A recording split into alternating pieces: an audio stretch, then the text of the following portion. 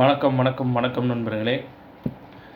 Ration கடை, அதாவது Tamil Nadu ration கடைகளில் நலத்திட்ட உதவிகள் பெற இது வந்து பார்த்தீங்கன்னா கட்டாயமாக, அதாவது ரேஷன் கடைகளில் நலத்திட்ட உதவிகள் பெற இது கட்டாயம் அப்படின்ற மாதிரி ஒரு அறிவிப்பு வெளியிட்டிருக்காங்க. பொதுமக்களுக்கு அரசு வெளியிட்ட ஒரு முக்கிய அறிவிப்பாக அது வந்து பார்க்கப்படுகிறது. அதற்கு முன்னாடி நம்ம சேனலை மட்டும் சப்ஸ்கிரைப் பண்ணி பெல் ஐக்கானை கிளிக் பண்ணி வச்சுக்கோங்க. வாங்க வீடியோக்குள்ளே போகலாம்.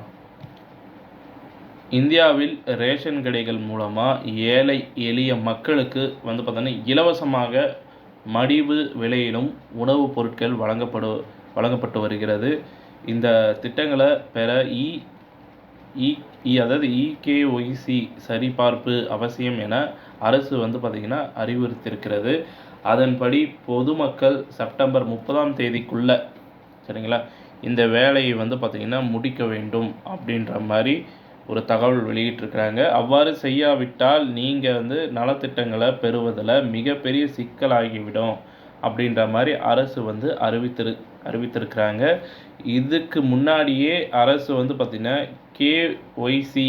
கேஒய்சி சரிபார்ப்பு செய்வதற்கு ஆகஸ்ட் 31ஆம் தேதி வரை வந்து கால அவகாசம் வழங்கிய நிலையில் தற்போது மீண்டும் வந்து பார்த்திங்கன்னா நீட்டித்துள்ளது. இதனை செய்யாத நுகர்வோரின் ரேஷன் கார்டுகள் வந்து பார்த்திங்கன்னா முடக்கப்படும் அப்படின்ற மாதிரி அரசு தெரிவிச்சிருக்கிறாங்க. மேலும் அவர்கள் பொது விநியோக திட்டத்தின் கீழ் குறைந்த ரேஷன் பொருட்களை பெற முடியாது எனவும் அரசு திட்டவட்டமாக தெரிவிச்சிருக்கிறது.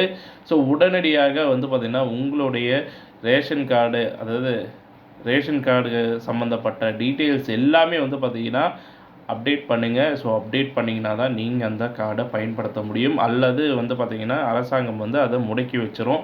அப்புறம் நீங்கள் வந்து பார்த்திங்கன்னா ரேஷன் கடைகளில் மளிகை பொருட்கள் வாங்குவது ரொம்ப சிரமம் ஏற்பட்டுரும் அப்படின்றதான் தெரிவிக்கிறாங்க. ஸோ இந்த தகவல் உங்களுக்கு பிடிச்சிருந்தால் நம்ம வீடியோவை லைக் பண்ணுங்கள், ஷேர் பண்ணுங்கள். மறக்காமல் நம்ம சேனலை சப்ஸ்கிரைப் பண்ணி பெல் ஐக்கானை கிளிக் பண்ணி வச்சுக்கோங்க. நன்றி, வணக்கம்.